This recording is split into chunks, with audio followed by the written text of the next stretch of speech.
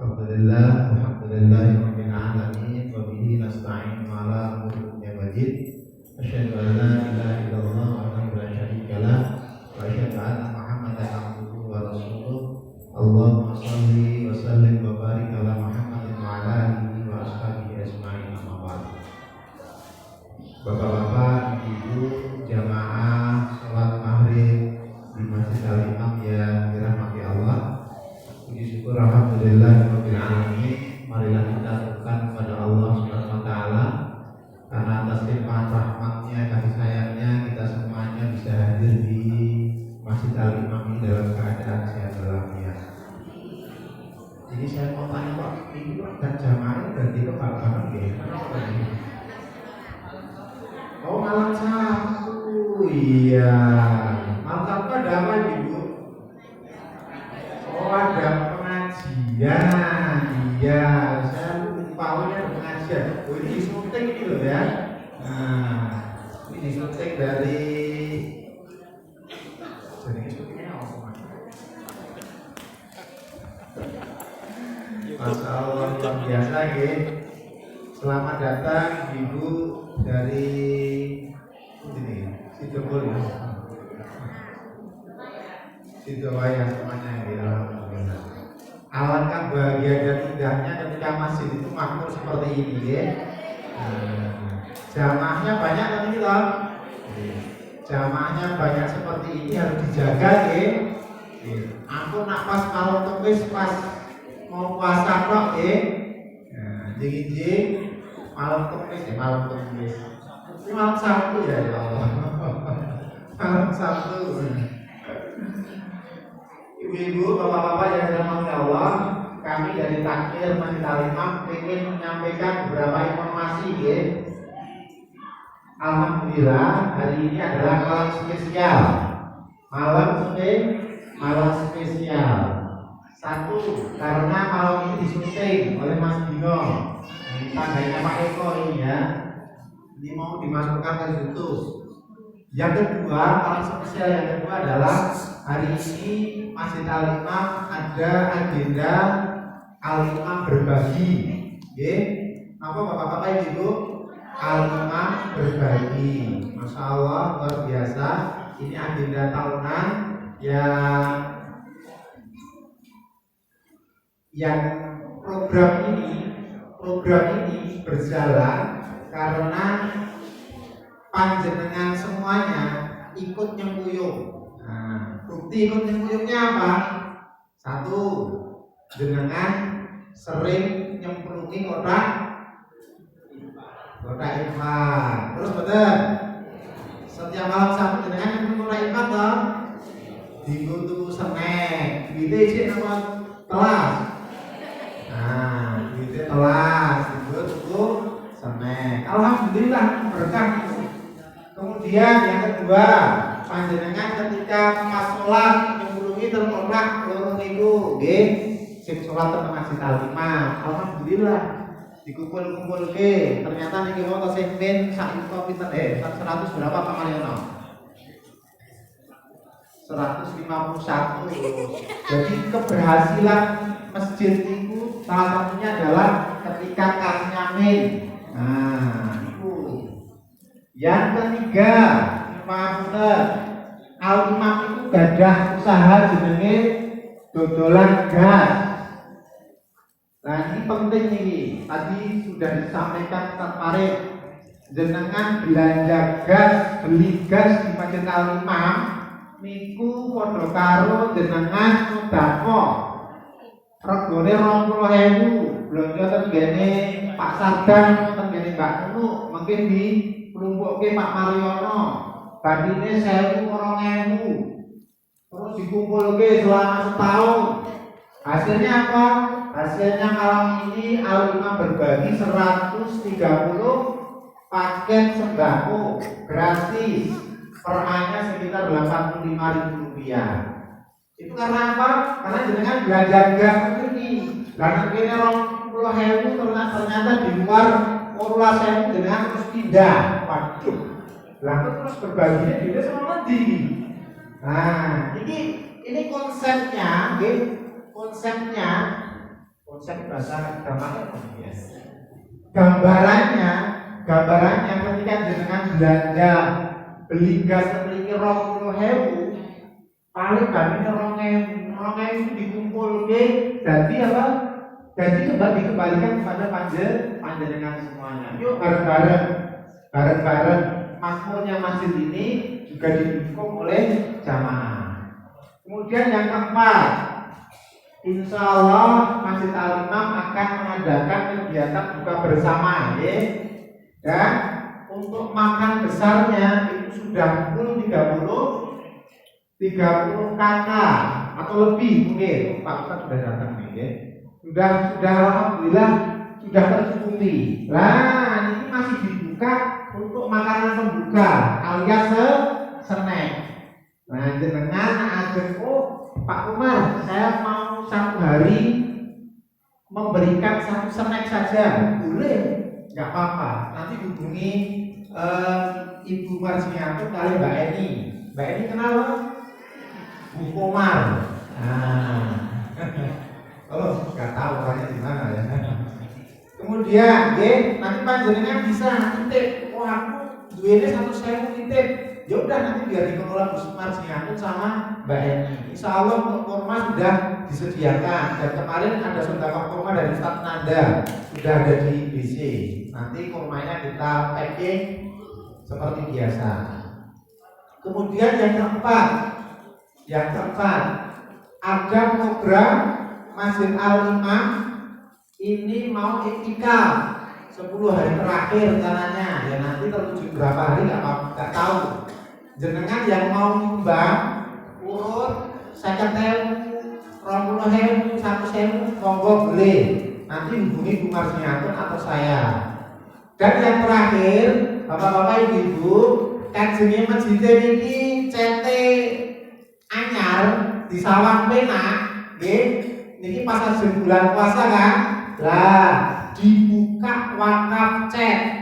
Nah, insya Allah di tahun 2026 ini Masjid Al-Imam punya program pengecatan. Ini sudah hampir 10 tahun belum tidak dicat. Terus ya Pak, kurang lebih 10 tahun. Nah ini mau dicat kembali, dicat ulang. Jenengan yang mau nitip monggo. Ini nanti kalau saya bicara terus Ustaz Terkolis juga akan masuk. Saya kira itu dulu deh. Bismillah, saling mendoakan semuanya sehat walafiat ya.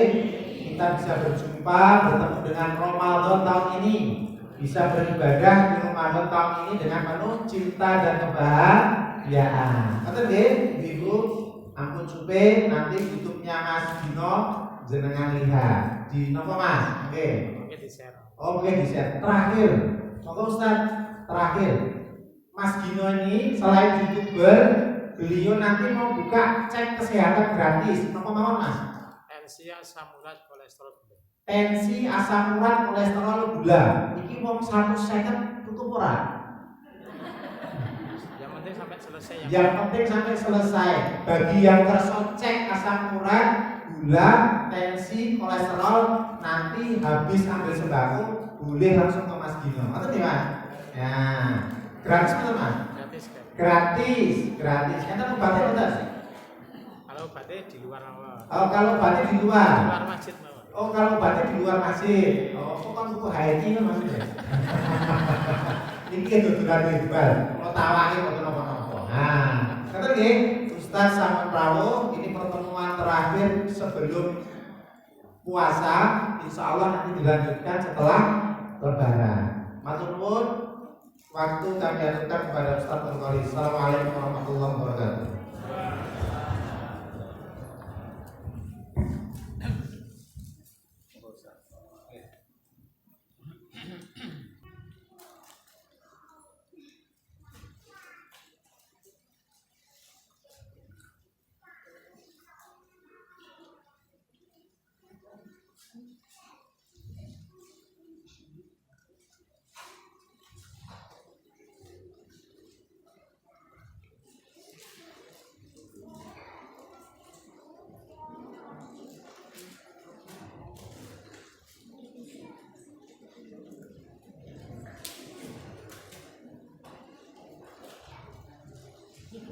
Bismillahirrahmanirrahim. Assalamualaikum warahmatullahi wabarakatuh. Alhamdulillahirabbil alamin. Allahumma shalli ala Muhammad wa ala alihi wa sahbihi ajma'in wa man sara ala nahjihi ila yaumil din. Rabbana zidna ilman nafi'a wa rzuqna fahma. Allahumma 'allimna ma yanfa'una wanfa'na bima 'allamtana waj'alna minas shalihin. Subhanaka la ilma lana illa ma 'allamtana innaka antal alimul hakim. Hadirin yang dirahmati Allah. Alhamdulillah, berjumpa kembali untuk ngaji Sirah Nabawiyah, dan sekarang sudah masuk sirah para sahabat Nabi, dimulai dari istri-istri Rasulullah. Terakhir sampai sinten? Saudara. Oke. Tapi sekarang masuk istri Nabi yang berikutnya itu Zainab. Ya. Bismillahirrahmanirrahim. Diurut ke mana? Garwane Kanjeng Nabi ketunggal Siti Khadijah. Setelah Siti Khadijah meninggal, Kanjeng Nabi menikah dengan Aisyah. Tetapi Aisyah dinikahi tidak langsung diajak berumah tangga seperti cilik. Nah, Nabi sebelum mengajak Aisyah berumah tangga, Nabi menikah dengan Siti Saudah, nah setelah Saudah, Nabi menikah dengan Hafsah. Kemarin sudah Hafsah ya dibahas Berarti sekarang masuk yang kelima, istri Nabi yang kelima, yaitu Zainab binti Khuzaimah.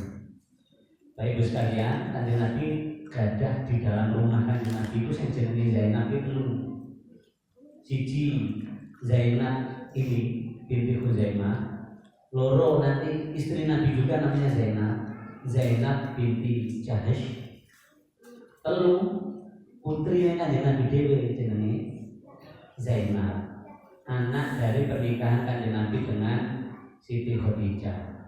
Kanjeng Nabi gadah putra putri jumlah pinten putra putri anak-anak Nabi. Al-Qur'an berapa? Ada 7 Yang satu dari budak beliau yang bernama Maria Al-Qibtiyah, nama anaknya adalah Ibrahim. Dan yang 6 putra putri Nabi itu dari Siti Khadijah. Kita sebut nah, yang putra Qasim, Abdullah. Ibrahim tadi dari Maria Al-Qibtiyah. Nah, sing sekawan berarti kan putri. Nah, sinten mawon? Zainab, Fatimah, Ruqayyah, Ummu Kulsum ya. Ruqayyah sama Ummu Kulsum nanti dinikahi oleh sinten? Utsman bin Affan. Meninggal semua ya. Fatimah dinikahi Ali, yang lain meninggal kecil ya. Baik ibu sekalian yang dirahmati Allah, kita akan masuk pada Zainab binti Khuzaimah. Langsung tak bahas dua Zainab baik dan sisan. Najan asline Zainab binti Khuzaimah bar niku Ummu Salamah, bar Zainab binti Jahsh, urutannya ngono. Cuma kan ono Zainab loro, sisa dibahas bareng wae. Setuju nggih? Dan jenengan ngerti bedane Kanjeng Nabi itu dua istri namanya Zainab. Yang pertama Zainab binti Khuzaimah, beliau nama aslinya Zainab binti Khuzaimah bin Al-Harith.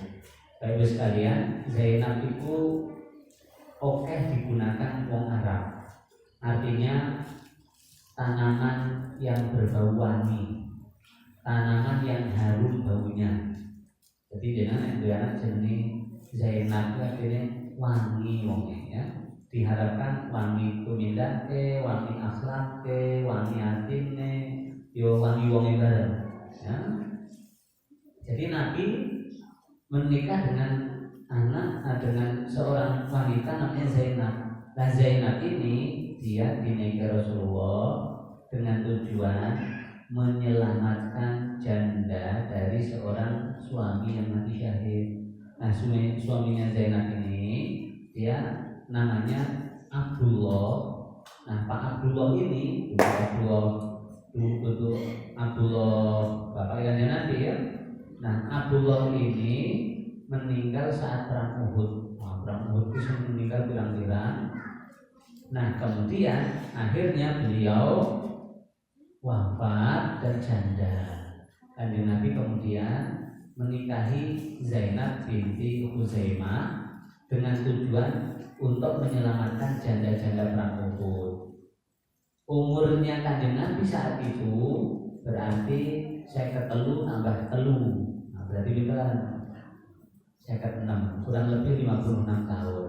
Nah, Zainab ini binti Huzaimah ini dinikahi Nabi saat itu umur kurang lebih 30 tahun. Ya, janda umur 30 tahun. Beliau dijuluki terkenal di masyarakat Arab Ummul Masakin, ibuke wong-wong miskin. Sebab nopo? Dhek gemar bersedekah. Paling rajin sedekah. Ya, jadi di masyarakat Arab Madinah saat itu rajin banget oleh marini dari harta yang dia miliki itu.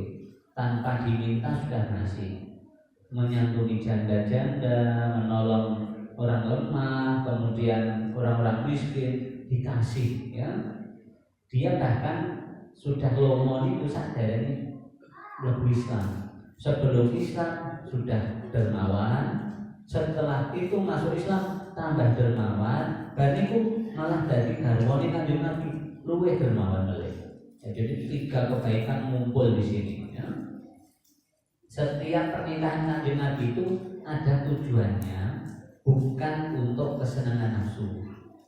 Maka di sini Kanjeng Nabi menikah dalam rangka melindungi janda syuhada, jandanya orang-orang yang ditinggal mati syahid, dan untuk mengangkat martabatnya wong wedok, ben ora direndahkan, kemudian bisa menopang ekonomi dan kehidupannya, dikai rumah, dinafkahi, biar tidak terlantar. Tetapi apakah sahabat-sahabat juga nek menikah kudu mergo kasihan? Boten. Ada sahabat Nabi yang saat itu menikahi janda malah ditegur dengan Nabi, loh, kamu kok nikahi janda? Kenapa nggak milih yang masih gadis saja? Ini kan menunjukkan sebenarnya boleh menikah karena tujuan yang lain. Cuma Kanjeng Nabi dewe nikahnya bukan karena itu. Ya, ini kan yang dituduhkan orang-orang Orientalis Barat dari Nabi itu bojone akeh karena nafsu boten. Ya, Nabi milih sing nek niate karena nafsu, ya Nabi milih sing cek nom-nom kabeh sing ayu-ayu kabeh, malah kebanyakan janda. Ya, sehingga tujuan itu terbantahkan. Nah, Bapak Ibu sekalian, Zainab binti Huzaimah ini sayangnya menikah dengan Kanjeng Nabi sekitar 3 sasi tok. Bariku meninggal. Mula jenengan kan bukan boleh hadis yang diriwayatkan oleh Zainab binti Huzaimah ini kan diwangel. Sebab mau menikah kalau Kanjeng Nabi bukan sasi, setelah itu sakit meninggal. Berarti sebentar, dinikahi tahun 4 Hijrah, kemudian meninggal di tahun 4 Hijrah, 3 bulan kurang lebih setelah menikah dengan Rasulullah, beliau meninggal. Dan dia Siti Zainab binti Huzaimah ini menjadi satu-satunya istri Rasulullah yang pernah disolatkan oleh Rasulullah. Jadi Kanjeng Nabi garwane 11 kuwi sing tahu disolati Kanjeng Nabi mung iki tok. Ya, Siti Khadijah waktu meninggal Kanjeng Nabi tidak menyolati, sebab perintah sholat turun. Nah, begitu perintah sholat sudah turun, istri Nabi yang meninggal saat Nabi masih hidup, dia mau hidup. Selebihnya 9 istri Nabi sisanya saat Nabi meninggal itu ditinggal mati dulu oleh Rasulullah, baru sisanya masih hidup. berarti kan ya orang iso disulati kanjeng Nabi. Nah berarti kelebihannya Zainab binti Khuzaimah ini adalah menjadi satu-satunya istri kanjeng Nabi yang meninggalnya disolati langsung kanjeng Nabi. Ya, ini kan ya keistimewaan. Bapak Ibu sekalian, Zainab binti Khuzaimah juga terkenal dengan orang yang sibuk dengan kepedulian sosial, ya, senang nolongi wong, sibuk nolongi. Maka menurut riwayat beliau orang yang sangat tidak cemburunan, wong ora cemburunan. Sebab nopo? Sebab sibuk kegiatan sosial, kumpul datangi wong miskin diparingi, datangi wong ora duwe paringi, janda-janda yang tidak mampu diparingi, orang lemah. Jadi wong nek sibuk dengan kehidupan sosial, yo akhirnya mikir ke madu yang lainnya ya kober, ya istri-istri Nabi yang lain tidak kober. Terus berikutnya ya karena beliau meninggal setelah 3 bulan, yo cerita tentang beliau tidak banyak, berarti dicukupkan. Kan ngerti toh? Ya, harus diceritakan apa telung sasi kok meninggal. Ya, yang jelas Nabi menikahi beliau untuk kepentingan perlindungan, bukan kepentingan politik. Tapi ada nanti yang dinikahi Nabi untuk kepentingan politik, penyebaran dakwah Islam. Biasanya Nabi menikahi putrinya Abu Sufyan. Ya, putrinya Abu Sufyan nanti dinikahi Rasulullah karena untuk kepentingan politik perluasan dakwah. Nah, nanti kita bahas. Sekarang Zainab yang kedua, Zainab binti Jahsy. Ini kan mesti hafal ini. Siapa beliau? Sopone sopo wis? Cek kelingan ya Pak ya. Dia pernah menikah dengan siapa wis? Sing iso jawab kayak hadiah nih Pak Jomar. Nah, saya sudah menulis buku yang sudah terbit, yang buku sholat saya yang ada 6 buku. Nah, tak kasih hadiah nih, tak ada dari Pak Haji Komar bisa jawab. Ya, tapi ibu-ibu yang bapak-bapak tuh dolanan HP nemu jawabannya. Ya. Nah, saya ini ibu-ibu kan merantau tinggal HP kok. Nah, siapa nama suami beliau? Ya, sebelum menikah dengan Rasulullah. Yo, yang iso kita Umar bin Khattab. Belum, kita Sinten Bu? Zaid bin Harisa. Betul Pak Haji Komar. Lah piye iki sing nyebut jenengan dhewe? Nek dikuburke apa piye? Zaid bin Harisa, mantan anak angkatnya Kanjeng Nabi. Ya. Jadi Kanjeng Nabi pernah melamar ke Zaid, seorang cewek sholihah dari keturunan bangsawan Quraisy, namanya Zainab binti Jahsy. Ya, kemudian ditolak. Jadi Kanjeng Nabi melamar kanggo Zaid untuk menikahi Zainab. Zainab tidak setuju, keluarga besar Zainab tak setuju. Sebab apa? Zaid kan budak. Budak itu strata sosialnya saat itu sangat rendahan. Mosok itu bangsawan. Istilahnya Pak Prabowo duwe anak. Lah kuwi terus ana apa ya? Angel saiki contohnya ya. Wong sangat tidak punya status sosial, moro-moro lamar. Kan yo berat menapa begitu. Ya. Di situ budak itu hukumnya boleh, ya, zaman semono hukum memperbudak, memperjualbelikan orang boleh. Nah, Zaid itu budak dan dimerdekakan oleh Rasulullah, dibebaskan. Tapi kan ya mantan budak. Saat merdeka-merdekanya kan ya mantan budak, orang yang tidak terhormat. Kemudian diangkat Rasulullah jadi anak angkat. Oleh Rasulullah diubah, Zaid bukan bin Harisah tapi Zaid bin Muhammad. Yang cek garingan guys ya. Nah, dilamar ke Zainab, ditolak. Turun ayat Al-Qur'an, yang di situ menjelaskan bahwa maka ketika Allah dan Rasulnya sudah menetapkan hukum sesuatu, tidak ada pilihan lain, ya kudu gelem, karena ini perintah Allah.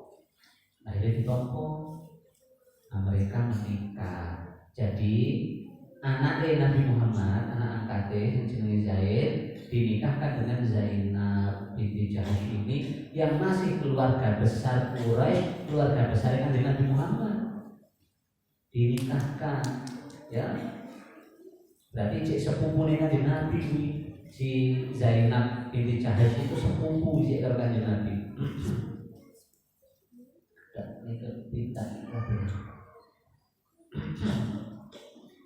Nah, ibunya si Zainab ini namanya Umaymah binti Abdul Muthalib. Berarti bibine Rasulullah. Kan Kanjeng Nabi duwe bapak jadi Abdullah bin Abdul Muthalib. Lah Zainab iki duwe ibu jenenge Umaymah binti Abdul Muthalib. Simbahe padha. Iki sepupu nih Kanjeng Nabi. Berarti masih keluarga terhormat. Nah, seiring berjalannya waktu di pernikahan terjadi masalah. Biasa wong ora patek setara kan. Ini sekaligus nganggo nasihat dan sekalian, tapi tidak wajib. Nikah itu nek bisa ya yang rada sepadan. Sing rada sepadan. Walaupun nek saling ridho sih tidak apa-apa. Tapi nek tidak saling ridho itu budaya keluarga masing-masing saat turunnya nikah kan sangat berpengaruh. Contoh keluarganya Pak Prabowo, masa hari-hari kan makannya daging, besoknya daging meneh, besoknya daging, susunya susu murni, terus setiap hari mewah. Nah, kok nikah untuk wong sidowaya?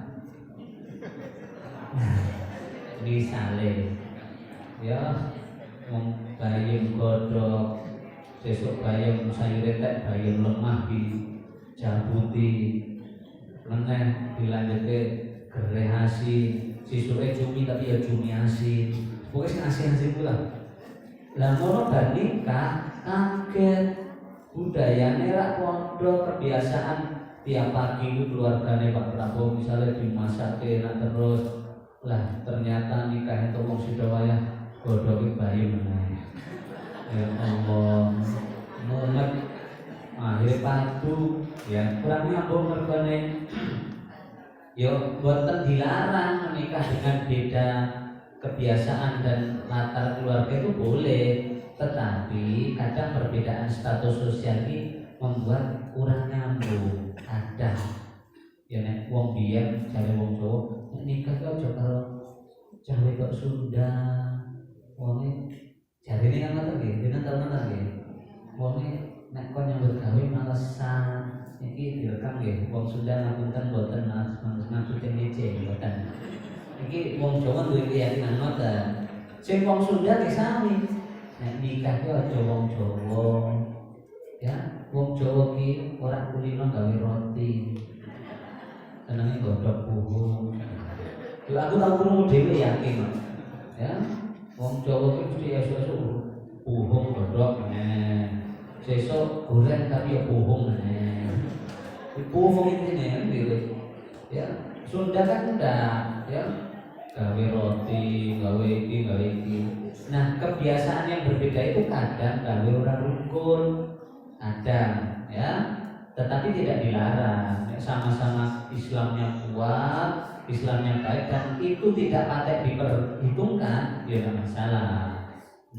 Tetapi ternyata kebiasaan Zainab yang di kalangan bangsawan mulia dengan kebiasaan si Zaid yang dari uripe dalan-dalan istilahnya itu membuat komunikasi kurang nyambung. Akhirnya Zaid merasa ora betah, Zainab ora betah, curhat ning Kanjeng Nabi. Nasihati Kanjeng Nabi mau sing sabar, ditahan-tahan ke dhisik. Orang usah tergesa-gesa. Setiap curhat mesti Nabi memberi solusi, disuruh bertahan. Akhirnya nikah berjalan berlanjut. Akhirnya malah ono masalah dan Zainab yang ganjar mendatangi Kanjeng Nabi. saya tidak meragukan kesolihan Zaid bin Al-Haritsah. Saya tidak meragukan ibadahnya, akhlaknya, aku mengakui dia orang baik. Tetapi saya takut wahai Rasulullah, nek nikah ini tak terus saya malah bisa durhaka kepada Allah dan durhaka sama suami. Sebab aku raiso mulyake suami, raiso taat karo suami. Maka sepertinya cerai adalah solusi. Maka setelah itu Rasulullah menyetujui perceraian mereka berdua, suami istri pun pegang. Berarti orang sahabat Nabi cerai pirang-pirang, ya. Tapi orang yang cerai mereka dikaploi sirai, ya. Maka ibu sekalian akhirnya cerai. Kemudian setelah masa iddahnya habis, si Zainab sudah tidak di masa iddah lagi. Allah menurunkan surat Al-Ahzab ayat 37 yang memerintahkan kanjeng Nabi kon menikahi Zainab. Kaget kanjeng Nabi, aku nikahi mantuku dewe. Di tengah masyarakat Arab sudah diketahui bahwa mantune kanjeng Nabi cerai karo anaknya kanjeng Nabi. Sebab di dalam kebiasaan bangsa Arab ngangkat anak itu sama dengan anak kandung. Orang sekedar anak angkat, yo anak kandung. Dan Nabi pun menganggap Zaid anak kandung, senajan aslinya bukan kandung. Akhirnya kaget Nabi dan mulai galau. Tapi kok ini perintah Allah? Nabi harus menikahi, oleh orang Arab disebut mantune dewi. Viral berita ini, Nabi menikahi menantunya sendiri. Nah, ini ternyata pernikahan Nabi kepada Zainab, Allah yang memerintahkan. Tujuannya bukan untuk melindungi janda. Tujuannya Allah mau menetapkan satu hukum syariat agar masyarakat tahu hukum yang sebenarnya. Di masa Arab Jahiliyah, nikahi ini kan tuduhan mantu, bahwa si Zaid bin Haritsah ini dia bukan anak kandungnya Nabi Muhammad. Sehingga kalau dia cerai dengan si Zainab, berarti ini dudu mantu karo anak, tapi anak angkat karo wong liya. Nah, sehingga Allah ingin memberitahu ora ento nganggep anak sing dudu kandung didadekke anak kandung. Najan ngangkat anak tetep kudu dinnya bapake kandung, ora ento diganti sing ngangkat. Anake Pak D, misalnya anake Masku, mergo aku ora duwe anak tak angkat. Tapi tak lebokke ning kakakku, ora apa-apa. Sing penting dinnya tetep masih jenengan. Lebok kene kakak kan masalah administrasi Indonesia bener ngopo-ngopo gampang. Tapi yang benjang kok untuk urusan nikah, waline ya tetap orang tuanya, ora iso diganti bapak angkatnya gitu. Nah, ini yang Allah ingin beritahu Muhammad, dia itu binnya itu bin bapak dudu bin kamu. Maka kalau dia cerai, itu kamu menikahi mantan istrinya itu bukan menantumu. Nek mantu kan hukumnya seumur hidup gak boleh dinikah. Ini anak karo anak nikah pegat. Seumur hidup mertua tidak boleh menikahi mantan mantune. Sakwalike gimana? Sakwalike ono bapak karo ibu nikah, ya, kemudian pegat. Si bapak iki duwe, si bapak misalnya wis duwe anak-anak, kemudian si ibu iki dinikah karo bapake. Mergo bapake rondoke, bapake dudo. Nah, nikahi si ibu ini. Kemudian setelah nikah setahun misalnya pegat.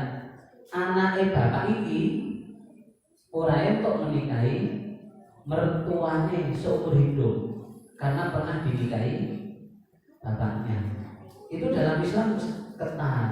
Tapi yang dilakukan kanjeng Nabi itu bukan hantu itu, karena orang lain, sebab itu bukan anak kandungnya Nabi si Zaid itu. Maka Allah ingin memberitahu kamu boleh menikah itu, ya. Di situ untuk mengubah hukum Arab saat itu dan masyarakat dunia yang waktu itu menganggap hukumnya tidak boleh. Nah, Nabi diberitahu hukumnya boleh. Akhirnya Nabi menikahi Zainab binti Jahash, ya. Nah, Zainab binti Jahash adalah kemudian menikah dengan kanjeng Nabi, berumah tangga sampai kanjeng Nabi meninggal. Beliau masih hidup, tetapi Nabi pernah berkata sebelum mati, sebelum wafat, Nabi pernah bilang gini, istri-istriku ini nanti diantara kalian tuh saya mati dulu, tetapi orang yang akan menyusul saya pertama setelah saya mati, kata kanjeng Nabi, adalah atwalukunna yadan, yang paling panjang tangannya. Di antara kalian kau istri-istriku sing bakal nyusul mati sak bare aku adalah di antara kalian sing paling dawa tangannya. Akhirnya istri-istri Nabi itu ngukur tangannya. Dawa-dawa nang sapa paling dawa? Sapa paling dawa? Ternyata sing paling dawa Saudah binti Zam'ah, istri Nabi sing paling tua. Tangannya astone paling dawa. Aku mati di sini, kira-kira gitu kan? Ya. Ternyata nanti setelah Nabi wafat, yang mati dulu adalah ini Zainab binti Jahash. Lah kaget istri-istri Nabi. Lah kok jarene sing paling dawa sing mati dhisik, lah kok Ibunda Saudah enggak meninggal dulu? Kok malah ini? Ternyata itu adalah kalimat kanjeng Nabi yang dipahami setelah Nabi meninggal, maksudnya yang paling dermawan di antara kalian, yang paling rajin sedekah. Berarti dari semua itu yang dianggap Rasulullah paling rajin sedekah adalah Zainab binti Jahash. Jadi panjang tangan itu di masa kanjeng Nabi artinya wongnya seneng sedekah. Nek cara saiki panjang tangan seneng piye iki. Itu loh nangane ya. Iki ana pertanyaan.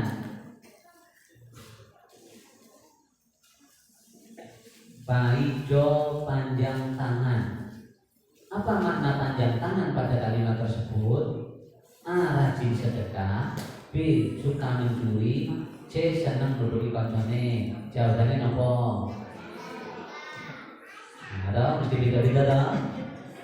Mergo ngaji dengan nek jare buku bahasa Indonesia panjang tangan artinya suka mencuri. Ternyata kanjeng Nabi dua istilah dhewe. Panjang tangan itu artinya rajin sedekah. Lah nek jenengan bidang dados guru kudu bijaksana. Nek ana sing jawab rajin sedekah, ya bener ke. Nah, mergo wis bar ngaji. Nah, gitu kan. Ya, soalnya ya itu mungkin istilah tergantung kita menyepakati saja. Cuma nek soal ujian nasional, jawabannya ya mesti suka mencuri bagus sekalian ya. Kemudian wafat di zaman siapa? Beliau wafat di zaman kekhalifahan Umar bin Khattab radhiyallahu anhu. Jadi beliau berarti meninggalnya ketika Umar jadi khalifah itu berarti sekitar tahun 20 Hijrah. Tahun 20 Hijrah nikahnya umur 35 dengan kanjeng Nabi, berarti meninggalnya umur 53 ya.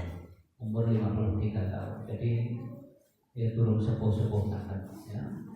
Ini istri Nabi yang bernama kita Zainab binti Jahash. Saiki disebutkan yang sudah dinikahi kanjeng Nabi sinten mawon? 1 Siti Khadijah, 2 Aisyah, 3 Saudah, 4 anaknya Umar Hafsah, 5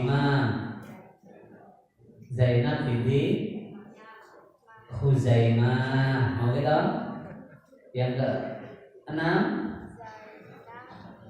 Zainab binti Jahash. Aslinya ini yang ketujuh ya. Yang keenam namanya Ummu Salamah. Nama aslinya Hindun. Hindun tapi dipanggilnya Ummu Salamah sebab dia punya anak dari pernikahan dengan suami sebelumnya. Dua anak lanang jenenge Salamah. Nek ning Arab Salamah iku anak lanang. Nah ning Jawa anak wedok ya. Salamah serapopo beda bahasanya. Ummu Salamah. Sekarang kita akan membahas istri Nabi yang berikutnya yang bernama Ummu Salamah. Nama aslinya Hindun binti Abi Umayyah.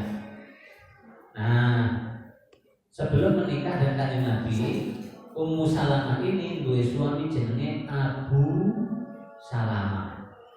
Ya, Abu Salamah dan Ummu Salamah ini dulu sempat waktu masih muda untuk menyelamatkan diri saat di Mekah dinakali sama kafir Quraisy. Mereka hijrah pertama ke negeri Habasyah, ke Ethiopia, nyebrang laut ya di Afrika Utara. Nah di sana kata Nabi, kalian di sana akan mendapat perlindungan dari raja yang adil. Raja di Habasyah namanya sinten? Raja Najasyi. Raja Najasyi itu raja Kristen di bawah kekaisaran Romawi. Tetapi Raja Najasyi ini nantinya masuk Islam. Ya, nantinya masuk Islam. Saat rombongan hijrah mau menuju ke Mekah, beritanya wis bocor. Mau menuju ke Habasyah, beritanya wis bocor. Akhirnya orang-orang Quraisy mengutus orang untuk berangkat dulu dan ketemu dhisik karo Raja Najasyi. Pak Raja, nanti tuh ada orang-orang Mekah yang akan berangkat ke sini.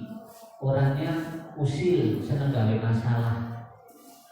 Ya, nanti mereka akan ke sini mau minta perlindungan. Jenengan bayang nggih, ning Mekah diusir-usir lho. Mergo wong nakal. Lah kok iki arep pindah ning negeri jenengan, mending engko nek wong teko nang usir genti. Ya sebab mereka itu senang gawe masalah gitu, diprovokasi ngoten.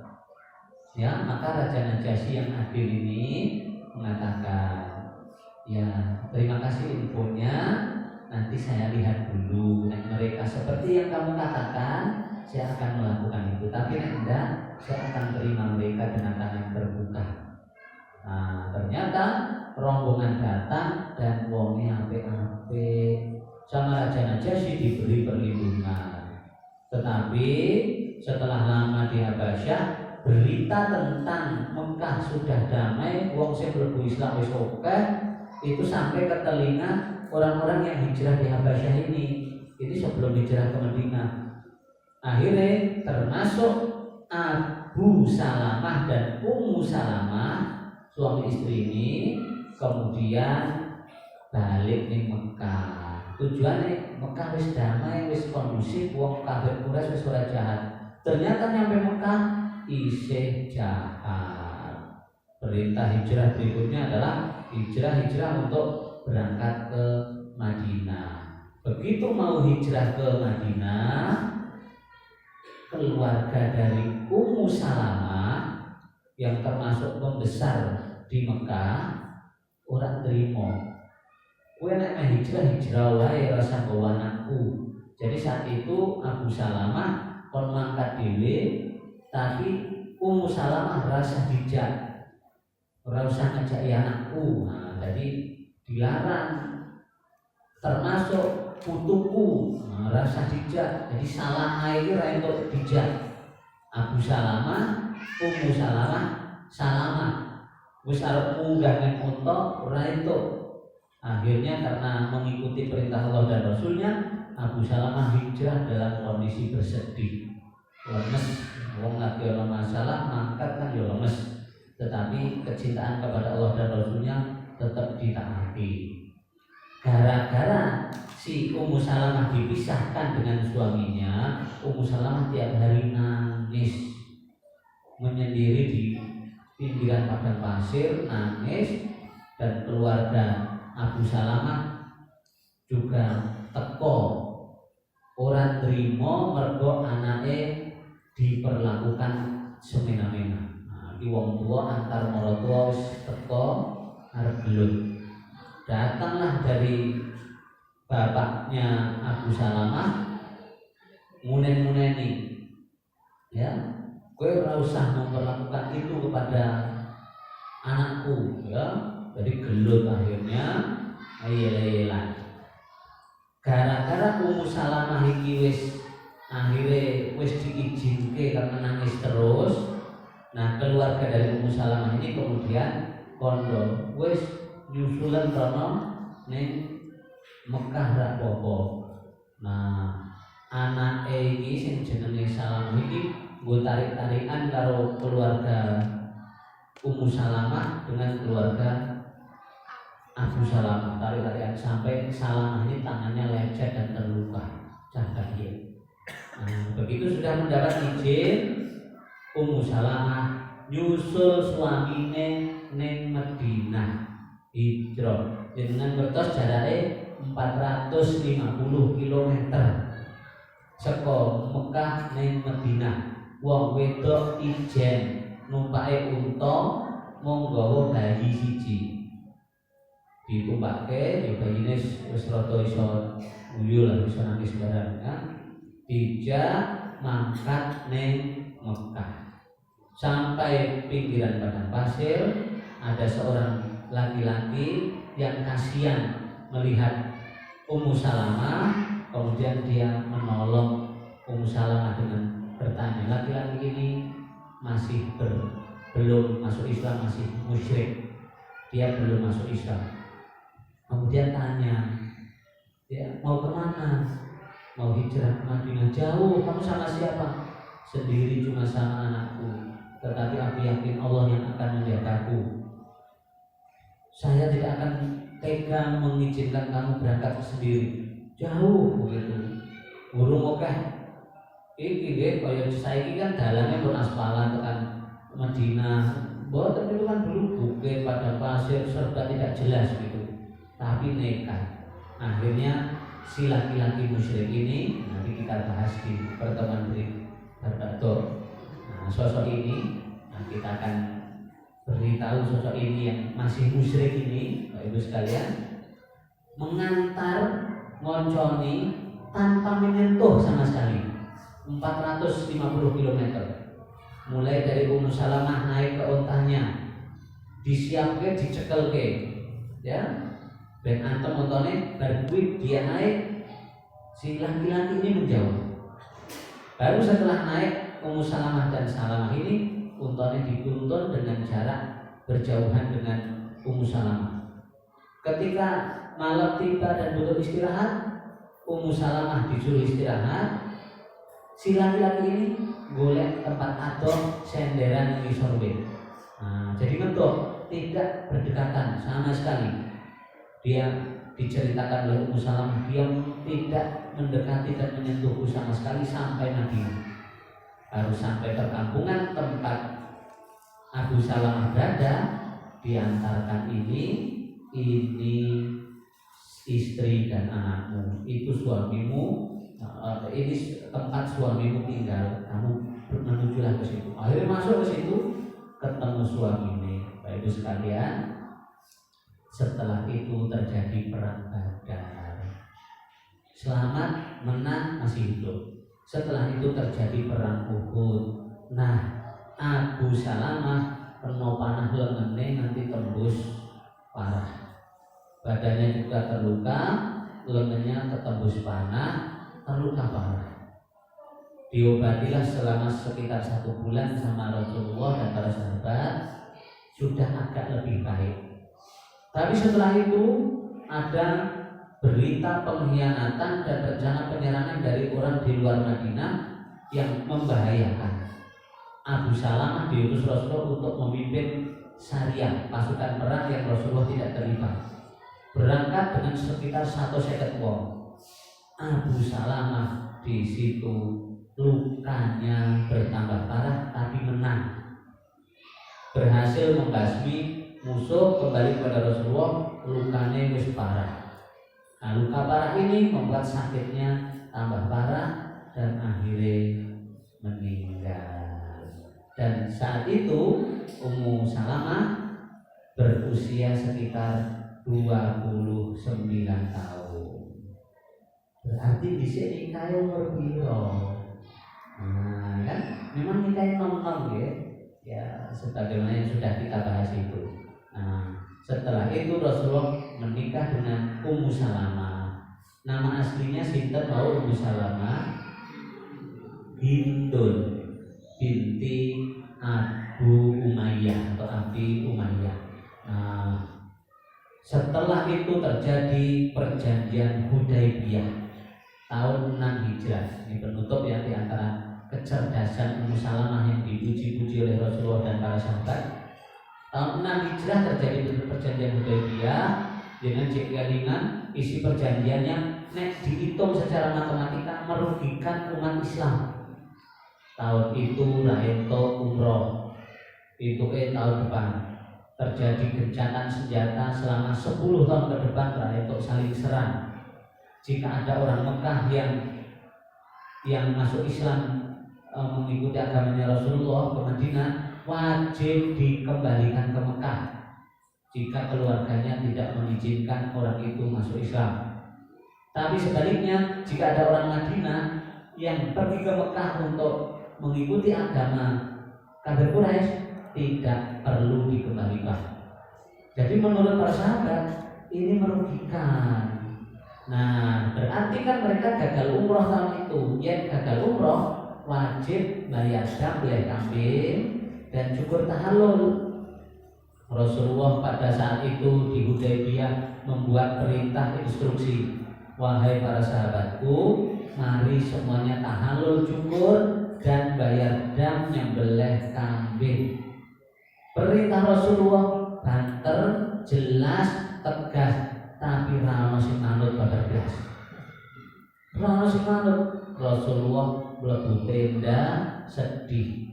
Nah, yang saat itu sedang membersamai Rasulullah berangkat untuk umroh itu adalah Hindun ini, Ummu Salamah di dalam tenda. Melihat suaminya bersedih, dia bilang, wahai Rasulullah, saya ada usul. Apa usulanmu? Jadi karena mereka itu sebenarnya terpukul dengan keadaan perjanjian ini yang menurut mereka merugikan, ini strategi ini dengan langsung berada di depan mereka semua, bawa kambingnya langsung sembelih dengan rasa ngomong apa-apa, beleh wae, Bismillah Allahu Akbar, dibeleh. Barang itu dengan mang cukur gundul, rasa ngomong apa-apa, penting ditonton mereka semua. Nah, terus nanti gimana? Lihatlah saja nanti apa yang terjadi. Betul Rasulullah melihat manut dengan nasihat usulan dari istrinya ini, Ummu Salamah ini, langsung bawa kambing sembelih. Mereka mau perintah orang masih manut, beleh, langsung cukur gundul, ditonton para sahabat. Ya Allah, Rasulullah melakukan itu sendiri dan kita tidak taat. Astagfirullahaladzim. Wahai para sahabat, mari semuanya kita ikuti Rasul. Akhirnya semuanya manut. Hasil kecerdasan Ummu Salamah, istri Rasulullah ini. Ya, Bapak Ibu sekalian,